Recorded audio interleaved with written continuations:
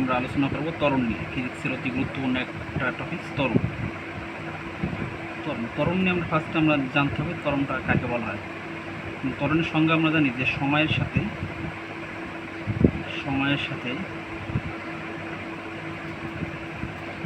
বস্তুর অসম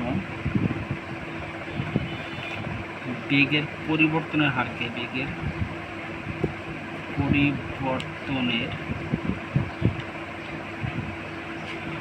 ত্বরণ বলে। ত্বরণকে মূলত এ দ্বারা প্রকাশ করা হয়।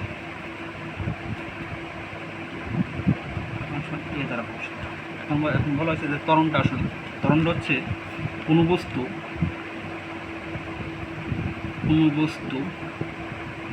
ইউ আদিবেগ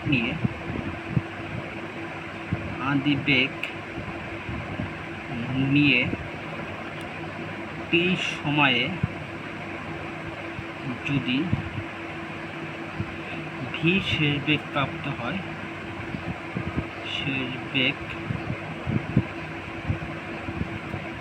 প্রাপ্ত হয় অর্থাৎ টি সময়ে বেগের পরিবর্তন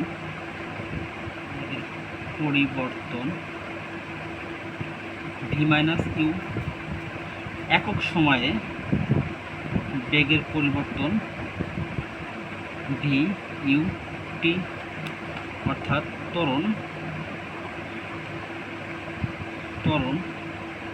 এ সমান ভি এস ইউ ডিভাইডেড টি। অর্থাৎ আমরা ত্বরণ সমান লিখতে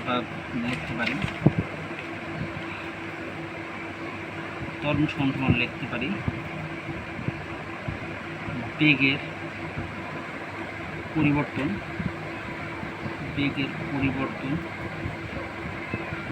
বাই সময়। তাহলে এটা আমার হচ্ছে ত্বরণের সূত্র। এখন হচ্ছে যদি আমরা আসি ত্বরণের মাত্রা নিয়ে, অনেক স্টুডেন্ট ত্বরণের মাত্রাতে ভুল করে। ত্বরণের মাত্রাটা কীভাবে বের করতে হয় এটা ম্যাক্সিমাম স্টুডেন্ট জানে না। আমরা যদি একটু আসি যে ত্বরণের মাত্রাটা কীভাবে বের করে, আমরা জানি ত্বরণ সমান বেগ বাই সময়। অর্থাৎ হচ্ছে এই বেগ সমান আমরা জানলে হচ্ছে সময় ইন্টু সময়। এখানে অর্থাৎ হচ্ছে বেগকে হচ্ছে বেগের মাত্রা হচ্ছে এল, আর হচ্ছে সময়ের মাত্রা হচ্ছে টি ইন্টু টি। অর্থাৎ হচ্ছে এখানে আসে যে এল টি স্কোয়ার, অর্থাৎ আমি এখানে লিখতে পারি এল টি ইনভার্স -2, এটা লিখতে পারি। অর্থাৎ ত্বরণের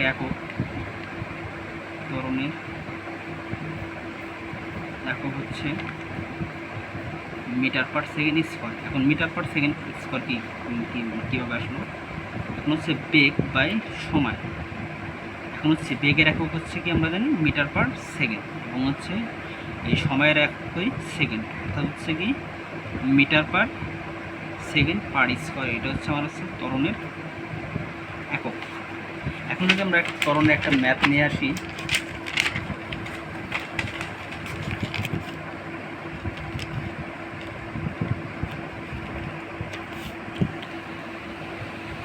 একটি গাড়ি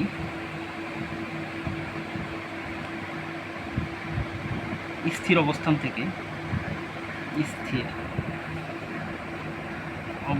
থেকে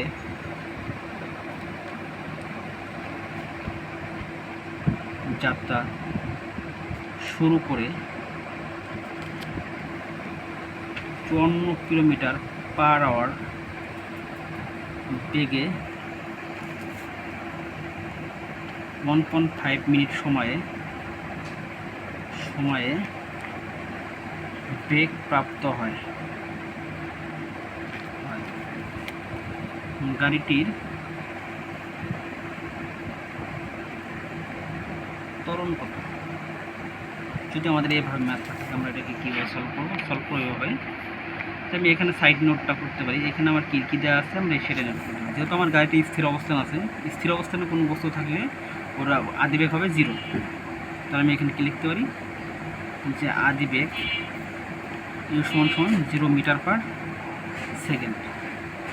আমার এখানে সময় দেওয়া আছে, সময় আমার দেওয়া আছে টি সমান 1.5 মিনিটে দেওয়া আছে। মিনিটে দেওয়া থাকলে অবশ্যই আমাকে এটাকে সেকেন্ডে করতে হবে। এখন সেকেন্ডে করার জন্য আমি কী করবো, এখানে আমরা জানি 1 মিনিট সমান 60 সেকেন্ড, মানে এটাকে 60 দ্বারা গুণ করলে আসবে আমার 19 সেকেন্ড।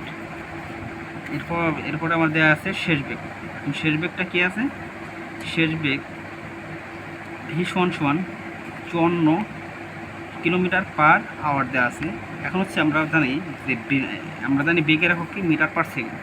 এখন হচ্ছে আমার এখানে কিলোমিটার পার আওয়ার দেওয়া আছে, আমি এটাকে মিটার পার সেকেন্ডে রূপান্তরিত করব। এখন আমরা জানি যে 1 কিলোমিটার সমান কত, 1000 মিটার, এবং 1 ঘন্টা সমান কত, 3600 সেকেন্ড। এটা দিয়ে ভাগ করব, এটা দিয়ে ভাগ করলে 0 0 0 0 কাটা যায়। যদি এটাকে হচ্ছে কাটি হচ্ছে 2 দেওয়া, তাহলে আমার এখানে আসে 18, এখানে আসে 26, 260, আমার এখানে আসে 15 মিটার পার সেকেন্ড। এটা হচ্ছে আমার অ্যান্সার। আমরা এটা পেলাম কি শেষ বেগ। এখন নির্ণয় করতে হবে ত্বরণ এ সমান হট। আমরা জানি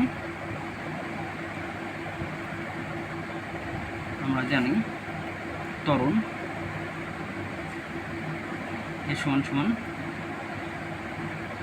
ভি ইউ মাইনাস টি। তাহলে আমি মানগুলো জাস্ট এখানে বসে দিই। ভি সমান কত, 15, আর ইউ সমান আমার এখানে 0, আর হচ্ছে এখানে সময় আছে কত, 19 সেকেন্ড।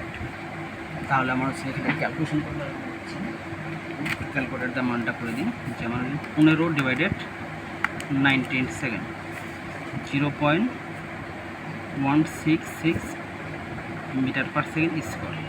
That's answer. এখন আপনাদের জন্য আরেকটু বলে দিই যে 1 মিটার সমান আমরা 1 কিলোমিটার সমান জানি আমরা 1000 মিটার। 1 ঘন্টা 1 আওয়ার সমান 3600 সেকেন্ড।